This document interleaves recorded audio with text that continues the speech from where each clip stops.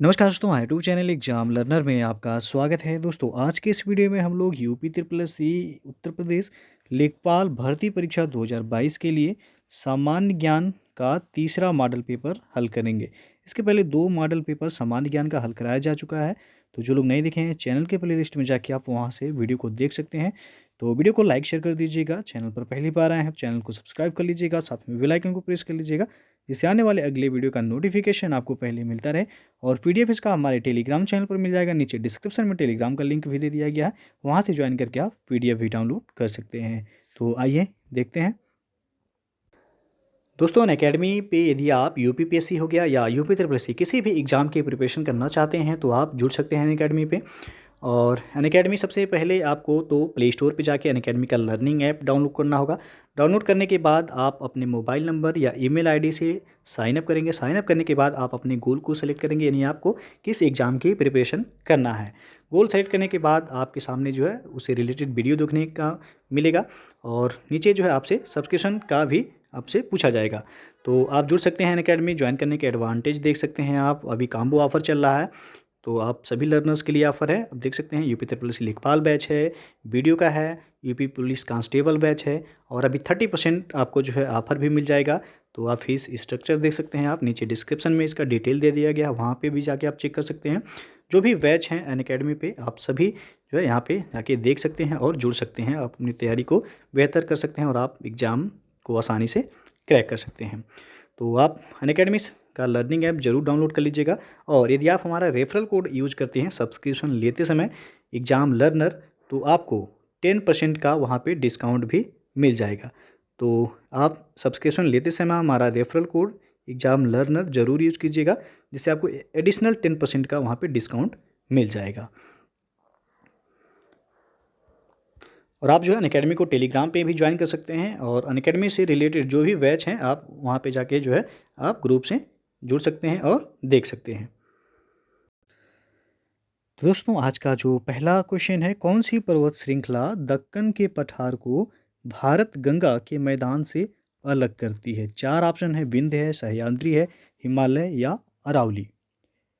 तो इसमें जो सही होगा विंध्य होगा, ये ऑप्शन सही हो जाएगा। विंध्य पर्वत श्रेणी दक्कन के पठार और उत्तरी मैदान को यह अलग करती है, तो ये ऑप्शन यहाँ पे सही हो जाएगा। अगला क्वेश्चन है, निम्न में से किसकी नियुक्ति राज्य का राज्यपाल नहीं करता है?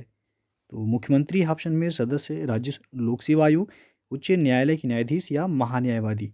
तो किनकी नियुक्ति राज्यपाल द्वारा नहीं किया जाता है? तो यहाँ जो सही होगा आपका सी ऑप्शन, उच्च न्यायालय के न्यायाधीश जो होते हैं।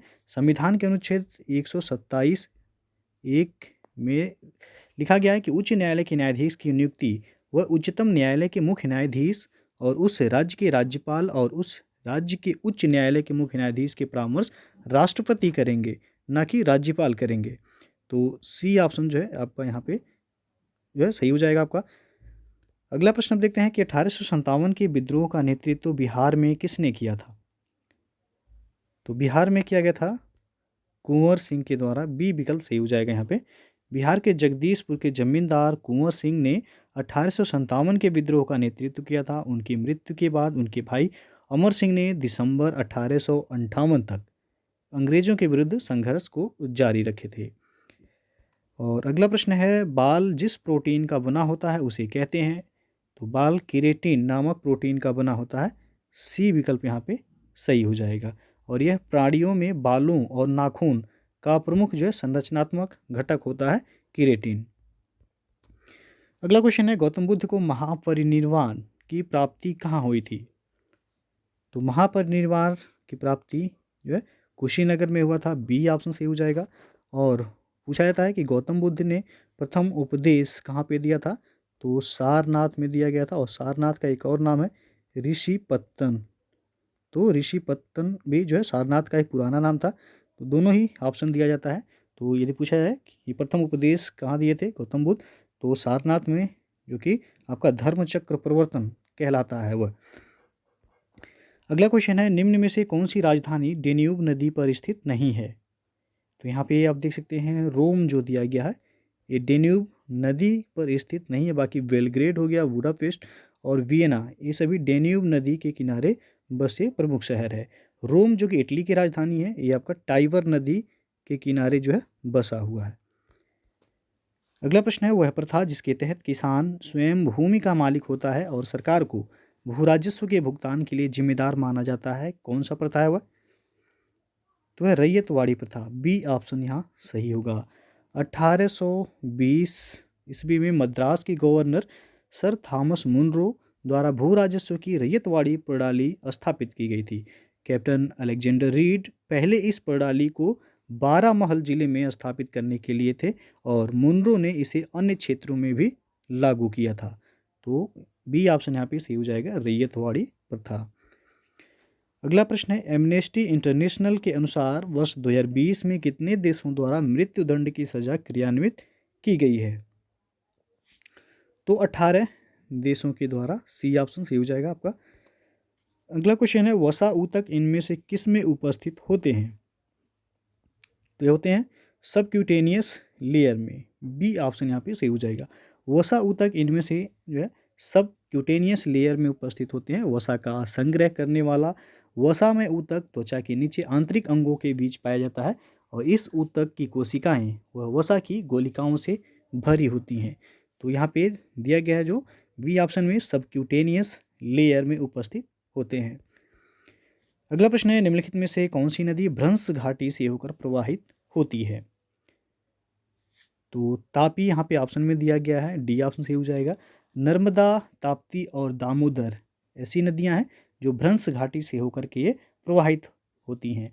ताप्ती बेसिन ये आपका मध्य प्रदेश, महाराष्ट्र और गुजरात में विस्तृत है। तो ये भी क्वेश्चन पूछा जाता है कि कौन सी नदी जो पश्चिम की ओर बहती हैं और अरब सागर में जाकर के मिलती हैं?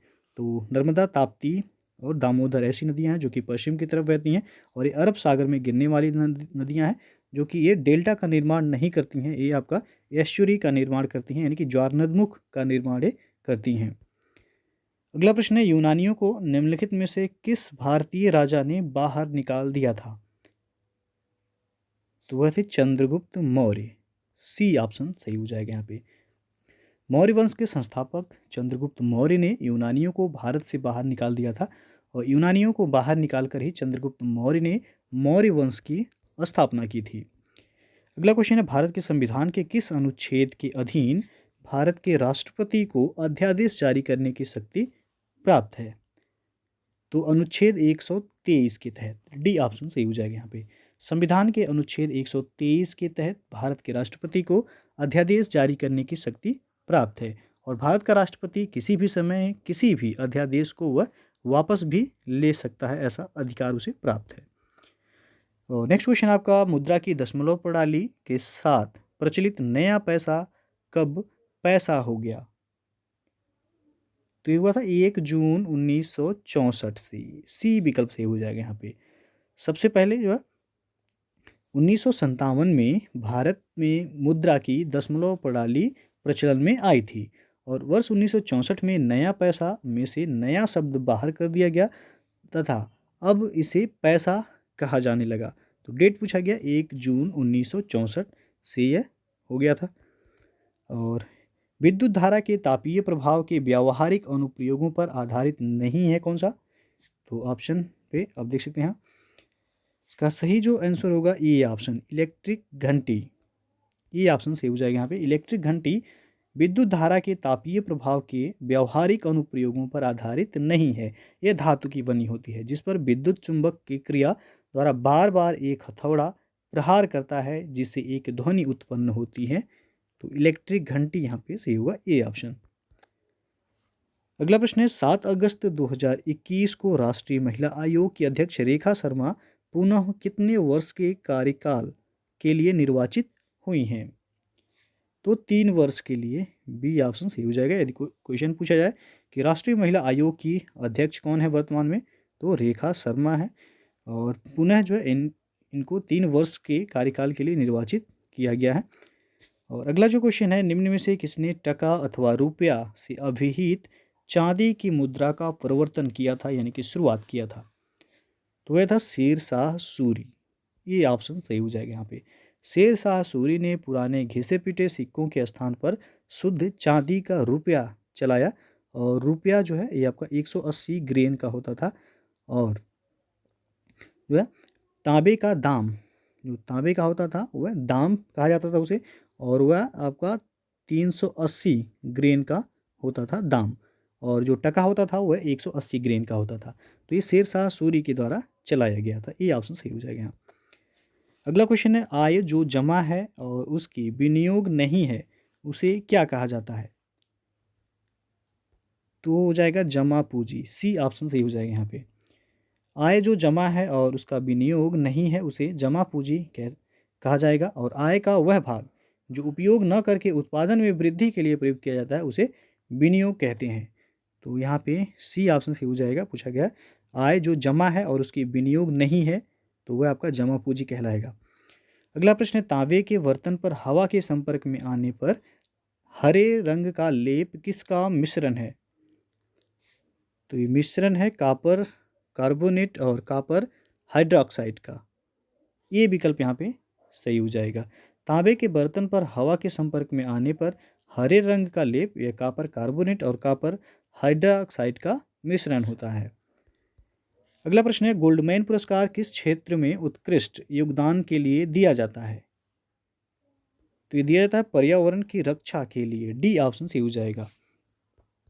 अगला प्रश्न है, निम्न में से किस अनुच्छेद के अंतर्गत वित्त आयोग के गठन का प्रावधान किया गया है? तो अनुच्छेद 280 में दिया गया। ये ऑप्शन सही हो जाएगा। और किस खेल के साथ लैट शब्द का संबंध है? तो यहाँ पे देखा जाए डी ऑप्शन सही होगा, बैडमिंटन। लैट शब्द का संबंध आपका बैडमिंटन से है।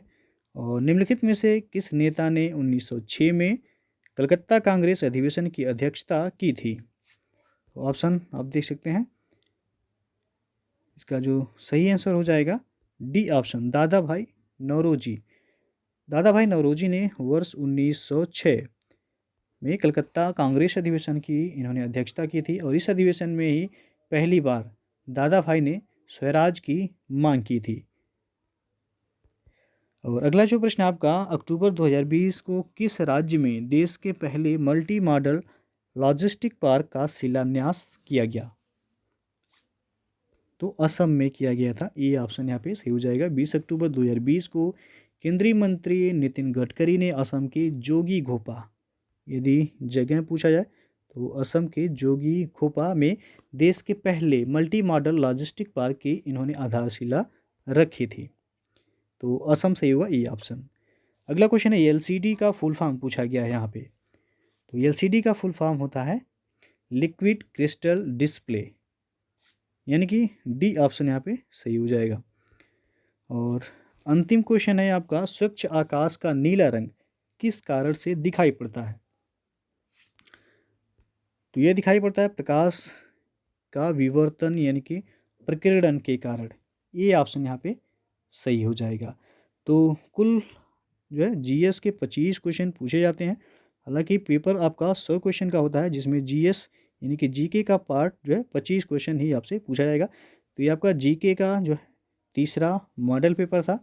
इसके पहले जो है 2 मॉडल पेपर अपलोड कर दिए गए हैं, साथ में ग्रामीण जो है परिवेश यानी कि ग्रामीण विकास का भी वीडियो जो है अपलोड किया गया है, उसे भी आप देख सकते हैं। तो वीडियो अच्छा लगा हो लाइक शेयर कर दीजिएगा। चैनल को सब्सक्राइब नहीं किए हैं तो चैनल को सब्सक्राइब कर लीजिएगा, साथ में बेल आइकन को प्रेस कर लीजिएगा, जिससे आने वाले अगले वीडियो का नोटिफिकेशन आपको पहले मिलता रहे। तो वीडियो को पूरा देखने के लिए बहुत बहुत धन्यवाद।